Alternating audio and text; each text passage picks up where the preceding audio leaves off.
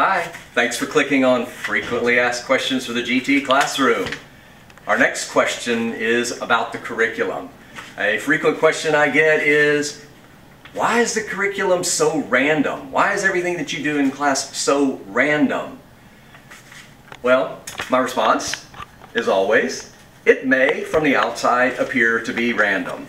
But I can assure you that it is not random. Everything that we do in class, everything that I present to your students, everything I teach is always carefully planned and is all carefully connected.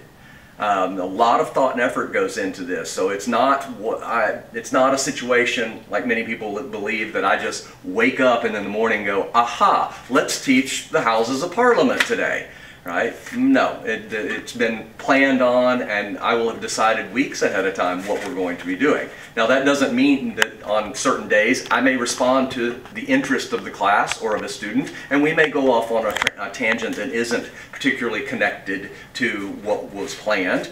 I do that. I want to play off of the interest of the kids. But typically 90% of what we do in the class, 95% of what we do in the class is planned and connected, and have all the things that I teach have very specific learning objectives, right? It may be what we're learning today is focused on study skills, or it may be about cultural matters related to different countries. There's no telling what it is, but there's going to be a specific objective in teaching the material. It's not just pull something out of a hat and go, oh, let's talk about that today.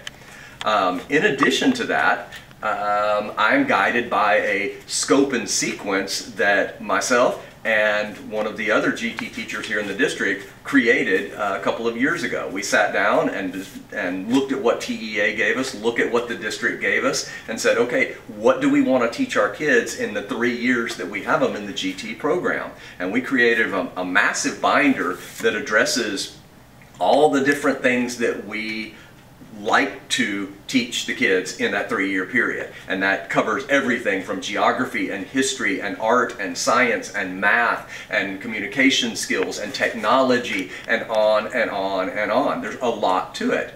And so we have that book, that binder, that scope and sequence that helps guide us also and make sure that we're covering a lot of material with your kids, doing the best job that we can to teach your kids a wide variety of material. As an example of all of that, just to show you how it may appear random, but for you to also see how it's connected. A situation might be, let's go back to the Houses of Parliament. You know, that may be, I just got back from England, and so I want to show this picture to the kids. Here's the Houses of Parliament, right? We talk about the history of the Houses of Parliament, right? What is it? Where is it? There's some geography related to that. And then because of the architecture of it, which is Gothic, Neo-Gothic, then we all of a sudden jump back to where that term came from, Gothic, and we were going to talk about Roman times, right? And so then we'll talk about the fall of the Roman Empire, and then that'll take us to the Renaissance, and along the way then we'll study some of the paintings of the Renaissance, and da-da-da-da-da. You see how it's kind of jumping around so it appears random, but it's all connected. It all goes back to the Houses of Parliament, right? And along the way, though, these kids are learning a big variety of material, and they're learning to use different skills to learn that material, to understand the material, to work with that material. So there is a guideline, there is a scope and sequence, there is a plan for everything that we're doing in the class. In the end, the goal for the class, keep this in mind and this may answer it, the goal for this class is to extend the knowledge of your kids. It's to make your kids more well-rounded. Right? We've got a changing workforce that requires kids to be more well-rounded.